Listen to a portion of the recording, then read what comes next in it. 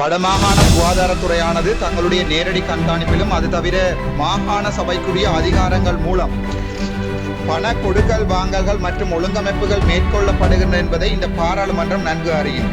இதன் அடிப்படையில் வடக்கு மாகாணத்தில் வைத்தியசாலையில் நடக்கின்ற பண மோசடி ஊழல்கள் தொடர்பாக மிகப்பெரிய விமர்சனங்கள் கடந்த காலங்களில் எழுப்பப்பட்ட போதிலும் அது தொடர்பாக எந்த ஒரு கணக்காய்வுகளும் சுகாதார அமைச்சினால் மேற்கொள்ளப்படவில்லை. கௌரவ அர்ச்சுனா உறுப்பினர் அவர்கள்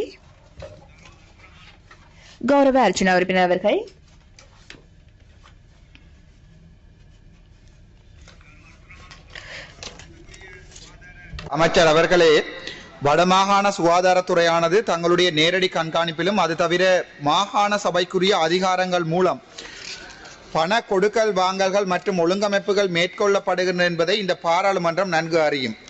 இதன் அடிப்படையில் வடக்கு மாகாணத்தில் வைத்தியசாலையில் நடக்கின்ற பண மோசடி ஊழல்கள் தொடர்பாக மிகப்பெரிய விமர்சனங்கள் கடந்த காலங்களில் எழுப்பப்பட்ட போதிலும் அது தொடர்பாக எந்த ஒரு கணக்காய்வுகளும் சுகாதார அமைச்சினால் மேற்கொள்ளப்படவில்லை.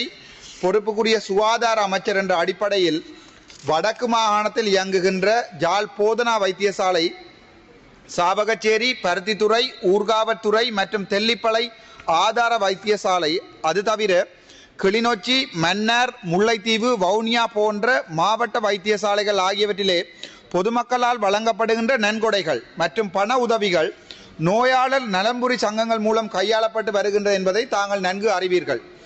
இங்கே கடந்த 15 வருடங்களுக்கு மேற்பட்ட காலமாக இந்த நலன்புரி சங்கங்கள் எந்த ஒரு கணக்கு ஆய்வுகளும் இல்லாமல் முக்கியமாக வருடாந்த வரவு செலவு ஒடிட் அறிக்கைகளை சுகாதார அமைச்சுக்கும் கணக்காளர் நாயகத்துக்கும் சமர்ப்பிக்கப்படாமல் நடத்தப்பட்டு வருகின்றது.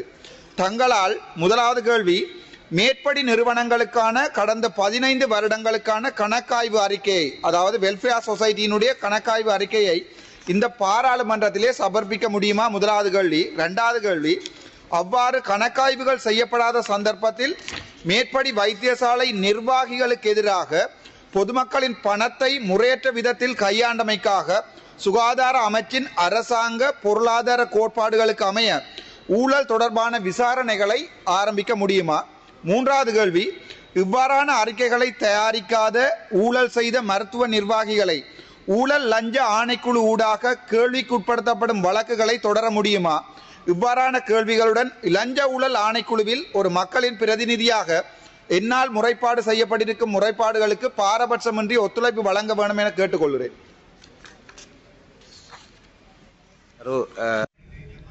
கௌரவ பிரதி அமைச்சர், கௌரவ சபாநாயகர் அவர்களே, கௌரவ அர்ச்சுனா உறுப்பினர் அவர்களினால் முன்வைக்கப்பட்ட கேள்விக்கான பதில், வடமாகாணத்தில் இருக்கின்ற பொதுமக்கள் மற்றும் நலன்புரி சங்கங்களினால் நன்கொடைகள் வழங்கப்பட்ட வண்ணம் இருக்கின்றன, ஏற்கனவே வழங்கப்பட்டும் இருக்கின்றன.